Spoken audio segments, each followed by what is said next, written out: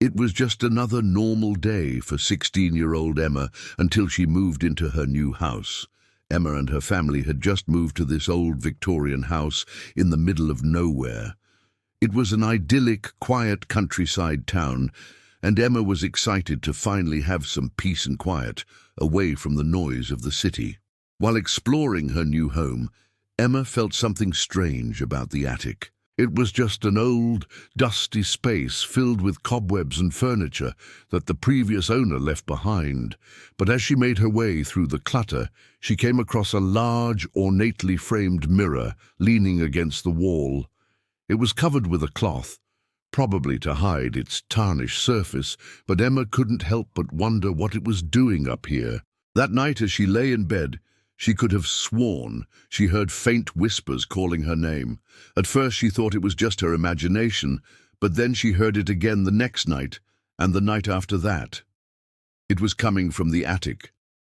One night, as Emma stood before the mirror, it showed her a brief image of a girl dressed in old-fashioned clothes. She was beautiful with long, flowing hair, but her face was pale and sad.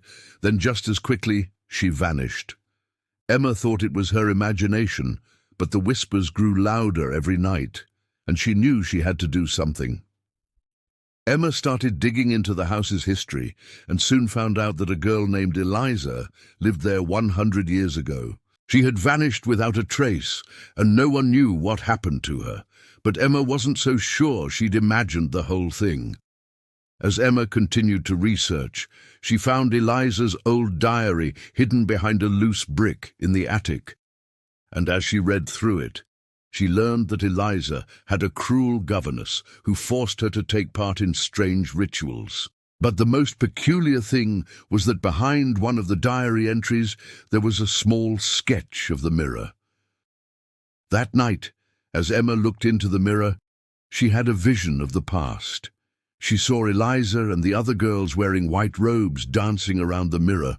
Suddenly, a dark figure appeared behind them and began chanting in a language that sounded ancient and powerful. Just then, the mirror began to glow, and when it faded, Emma saw Eliza's frightened face staring back at her.